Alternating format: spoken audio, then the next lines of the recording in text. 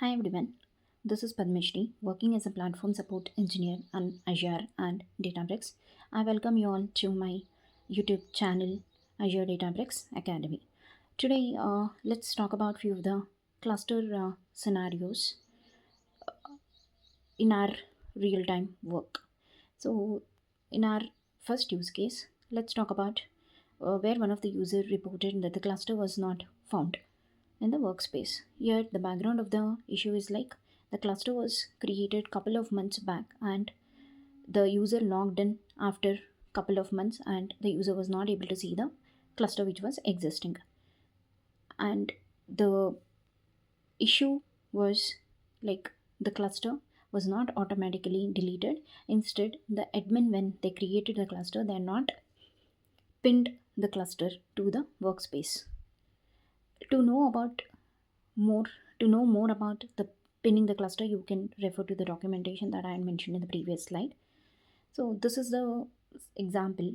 When you log into the workspace, when you create the cluster, you will see the pin option that is highlighted in the slide here. You can see that a finger pointing symbol, that is a pin option.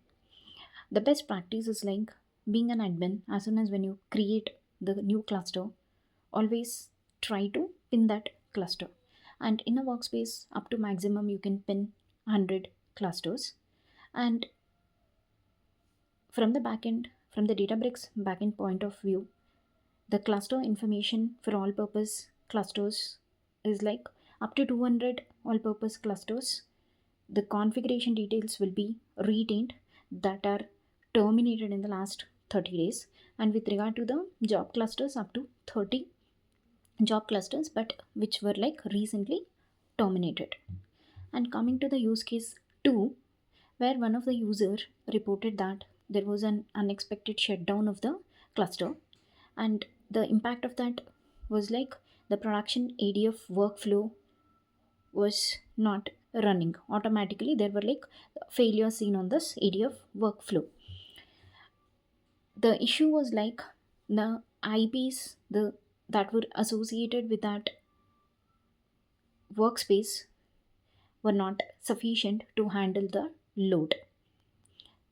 So finally we had to increase that IP from /25 CIDR to /24 CIDR. And to do this, you cannot do it instantly. Instead, you should plan this activity, and it comes under the maintenance sort of activity. You will have to take the downtime by talking to the application teams. You will have to take the downtime, and you will have to collaborate with the Databricks team and do that.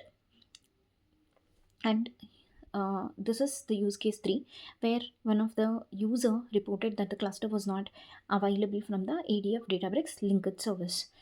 This is like right after when you create the new Databricks workspace and uh, create the compute and hand it over to the development team for their development task. While they were like trying to create the linked service, Databricks linked service, the cluster was not appearing there in the linked service options. There were two reasons for that. One is like either the user he or she himself is not doing the configuration properly, they're not selecting the right options while creating that ADF Databricks linked service, or it could be the mistake from the admin end itself. While creating that new Databricks workspace, they have not integrated the ADF managed identity as the service principal in that new workspace. If you're liking my content, please do share, like, comment, and subscribe to my channel. Also, do let me know your feedback. Also, please let me know if you want to talk more about any other topic relevant to Databricks. Thanks. Thank you all for watching this.